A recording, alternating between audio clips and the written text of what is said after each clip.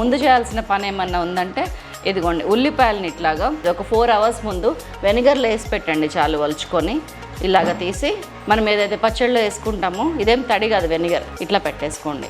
దీంట్లో ఆయిల్ ఎంత పోయాలనేది మనం డిసైడ్ చేద్దాం ఎవెన్చువల్లీ. అండ్ ఇందులో ఒక ట్విస్ట్ ఏంటంటే, నేను కనిపెట్టిన ట్విస్ట్ ఏంటంటే పచ్చిమిర్చి ఇట్లా వేస్తుంటాను అనమాట. సో దట్ పచ్చిమిర్చి అన్నంలోకి వచ్చినా కానీ చాలా టేస్ట్ ఉంటుంది. సో ఈ పచ్చిమిర్చి ఇట్లా ముక్కలుగా కట్ చేస్తున్నాం. సో దట్ మనకి ఇది ఉల్లిపాయ పచ్చిమిరపకాయ పచ్చడి కూడా అయిపోతుంది.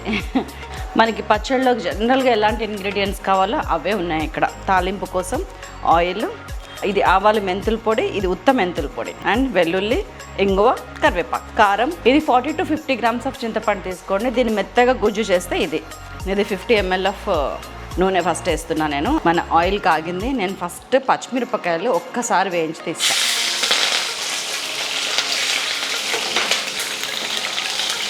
జస్ట్ పైన అలా వేసామా ఇలా తీసామా అంతే. అండ్ ఇది ఆవాలు మెంతులు పొడి, 2 spoons ఆఫ్ ఆవాలకి 1 teaspoon ఆఫ్ మెంతులు వేసి ఇందులో వేసేస్తున్నా. సో ఇందులో నేను పోపు వేసేస్తున్నా.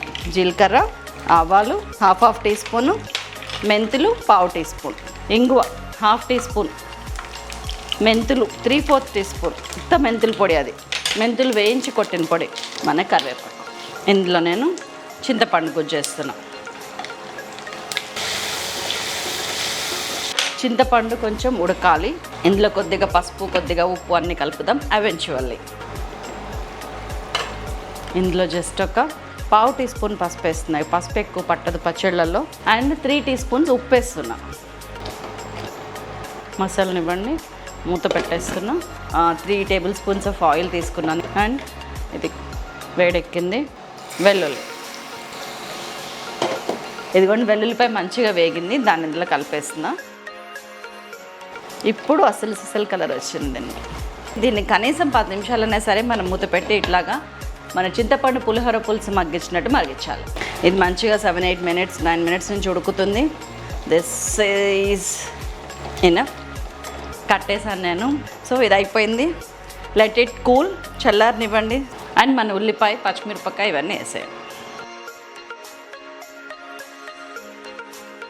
కారం మీరు ఎంత తీసుకుంటారంటే ఒక 75-80 grams ఆఫ్ కారం తీసుకోండి. మీకు కారం తినదలుచుకుంటే కనుక నో డౌట్ 100 grams కారం ఈజీగా పడుతుంది.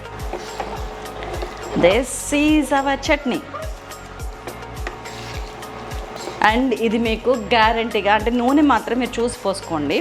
అంటే నిల్వ ఉండాలంటే పచ్చళ్ళు ఎప్పుడు కూడా పచ్చడిని మించి నూనె ఇట్లా తేలుతూ ఉండాలి. అప్పుడు మాత్రమే నిల్వ ఉంటుంది. సీసాలో పోసుకున్న తర్వాత కూడా మనకి పచ్చడి పైన ఆయిల్ రావాలి. ఇది మన పచ్చడి. ఇందులో ఎంత నూనె కలుపుకుంటారనేది మీ ఇష్టం. ఇది ఇమ్మీడియట్గా ఇప్పటికిప్పుడు స్టార్ట్ చేసి తినచ్చు. లేదు 1-2 రోజులు ఊరాకైతే ఇంకా సూపరు. చాలా చాలా బాగుంటుంది. ఒక్కసారి ట్రై చేయండి. This is Silas kitchen special ఉల్లిపాయ నిల్వ పచ్చడి. మన ఇంట్లో ఏది లేదు, పచ్చడికి ఏం పెట్టడానికి లేదు అనుకోవద్దు. ఉల్లిపాయను మించింది లేదు పచ్చడి పెట్టడానికి. అంత బాగుంటుంది ఇది. ఒక్క ఉల్లిపాయతోనే స్టార్ట్ చేయండి. You will end up with 10 ఉల్లిపాయలు. అంత బాగుంటుంది. సో ఇది మన ఉల్లిపాయ పచ్చడి.